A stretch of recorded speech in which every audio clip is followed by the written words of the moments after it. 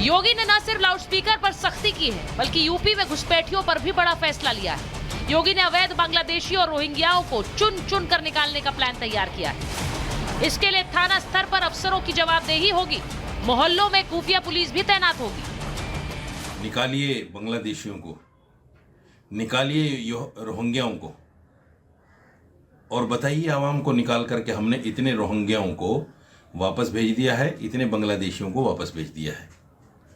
रही बात लाउडस्पीकर की, लाउडस्पीकर इस्लाम का हिस्सा नहीं है, मुसलमानों को इससे कोई नुकसान नहीं है। जिस प्रकार से अपराध हो रहा है और अपराध को अंजाम देने वाले घुसपैठिए हैं, लाउडस्पीकर पर भी जो उन्होंने बोला, निश्चित रूप से अखिल भारत हिंदू महासभा, संत महासभा और देश के तमाम राष्ट्रभक्त इस बयान का समर्थन कर रहे हैं और माननीय योगी आदित्यनाथ जी का यह बयान बहुत ही सराहनीय है। कांग्रेस और समाजवादी पार्टी योगी के फैसलों को ध्यान भटकाने वाली राजनीति करार दे रही है। तो ये सारी चीजें जो केवल की इसलिए जा रही हैं कि कैसे भी लोगों का दिमाग बदला जाए, डाइवर्ट किया जाए और जनता को बेवकूफ़ बनाकर कैसे जो अपनी जो वादे थे उसको कैसे छिपाया जाए, ढका जाए, उस पर यह सरकार काम कर रही है। यूपी में कानून व्यवस्था बनाए रखने और धार्मिक विवाद पर लगाम कसने के लिए जो फैसले लिए गए हैं, उन पर सवाल उठने शुरू भी हो गए हैं। ऐसे में सवाल ये कि कानून व्यवस्था बनाए रखने के फैसलों पर सवाल है या योगी पर सवाल है। सवाल ये भी कि योगी के हर एक्शन का विरोध क्यों। Bureau report, Republic Bharat. और मेरे साथ महाभारत में जो मेहमान जुड़ रहे हैं, परिचय आपका करा देती हूँ। चारू प्रज्ञा है, राष्ट्रीय प्रवक्ता है भारतीय जनता पार्टी की। राजकुमार भाटी जी हैं, राष्ट्रीय प्रवक्ता है समाजवादी पार्टी के। हमारे साथ आचार्य राज मिश्रा स्टूडियो में जुड़ रहे हैं, हिंदू धर्मगुरु हैं। प्रोफेसर कपिल कुमार हैं, राजनीतिक विश्लेषक हैं। मुमताज आलम रिजवी साहब मुस्लिम स्कॉलर हैं। हाजी नाजिम साहब थोड़ी देर में पहुंच रहे हैं। मैं बहुत बहुत स्वागत आप सभी का कर रही हूँ और मैं शुरुआत भाटी जी आपके साथ कर रही हूँ, क्योंकि योगी आदित्यनाथ ने कुछ फैसले लिए हैं आने वाले त्योहार के मौसम को लेके। बहुत सारे त्योहार आ रहे हैं और उनको लेकर कुछ फैसले किए गए हैं, लेकिन आपकी पार्टी की तरफ से कहा जा रहा है कि ये फैसले सिर्फ फेस सेविंग फैसले हैं, इनमें कोई ना तो ठोस तथ्य है और ना ही इन्हें लेने के पीछे कोई कारण है।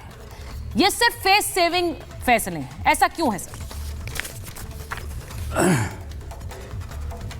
नहीं, ये कोई भी सरकार हो और कोई भी मुख्यमंत्री हो, जब त्यौहार आते हैं तो हर सरकार और प्रशासन स्तर पर, जिला स्तर पर, पुलिस के स्तर पर इस तरह की कवायदें होती है कि त्यौहार शांतिपूर्वक गुजरें, कोई अशांति ना हो, कोई झगड़े झंझट ना हो, कोई विवाद ना हो।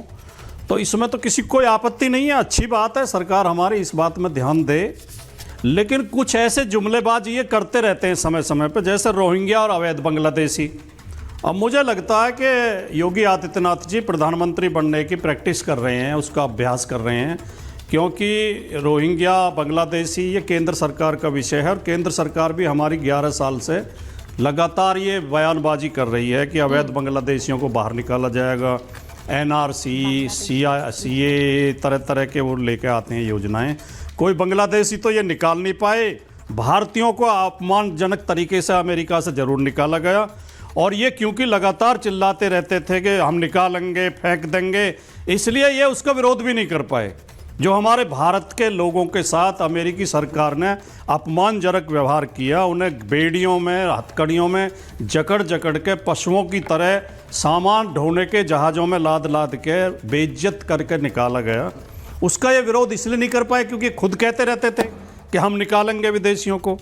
तो ये इन जुमलों, ऐसे जुमलेबाजी पर जरूर हंसी आती है। विरोध तो हमें क्या करना है, सरकार है जो उनकी जिम्मेदारी है, मुख्यमंत्री करें, और हम यही कामना करेंगे कि सारे त्यौहार शांतिपूर्वक गुजर जाएं, कोई विवाद ना हो।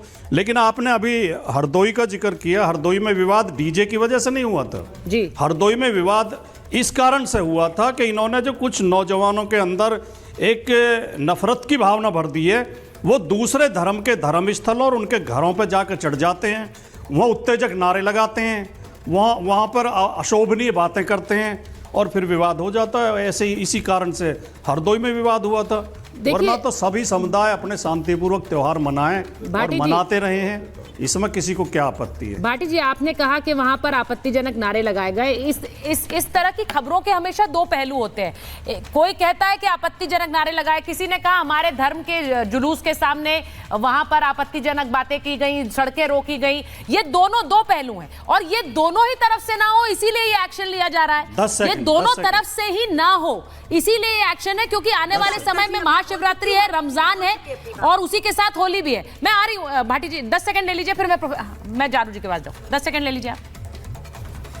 सुचारिता जी, क्या आपने वो वीडियो देखी थी जिसमें एक गेरुआ गमछा पहने हुए लड़का एक मुस्लिम के मकान पे चढ़ के उनका झंडा उतार रहा था? बिल्कुल देखी और अपना झंडा लगा रहा था। क्या आपने वो वीडियो देखी थी? सर, बिल्कुल। अगर आपने देखी थी तो आप ही तय कर लें कि किसकी गलती थी, वो गलत था या नहीं था, ये आप खुद ही तय कर लें। ठीक, आपने जो ये बात कही कि वहां एक व्यक्ति झंडा लगा रहा था गेरुआ पहने हुए और गेरुआ झंडा लगा रहा था, वैसी ही कई दूसरी तरफ से भी तस्वीरें आई हैं भाटी जी।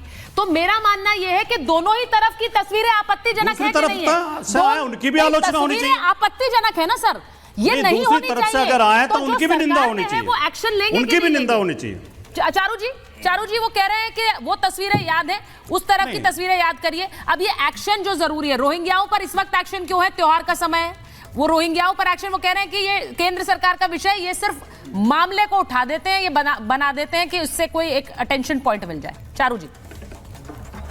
चारुता जी, देखिए, अगर आप एक आध विजुअल्स को याद करने के सिलसिले पर चल चुके हो तो मैं भी एक तो याद दिला देती हूँ। एक विजुअल ऐसा था, गोरखनाथ मंदिर के अंदर एक इंसान घुसाया था और जिस तरीके की उसने बातें कही थी वो हम सबको याद है। एक इशू ऐसा भी हुआ था जब संभल के अंदर केवल एक सर्वे करने वाली टीम के ऊपर आक्रमण किया गया था, वो विषय हमें भी याद है। हमको एक वो भी विजुअल याद है जब गणपति बापा को अरेस्ट करके कर्नाटक में ले जाया जा रहा था लॉकअप में, हमें वो भी याद है। तो आप प्लीज ये सारी बातें यहाँ पर ना करिए। लेकिन मैं आपको क्योंकि ये विषय लाउड स्पीकर का है, हम उस पर रहते हैं, लाउड स्पीकर के बारे में कुछ बातें बताना चाहती हूँ।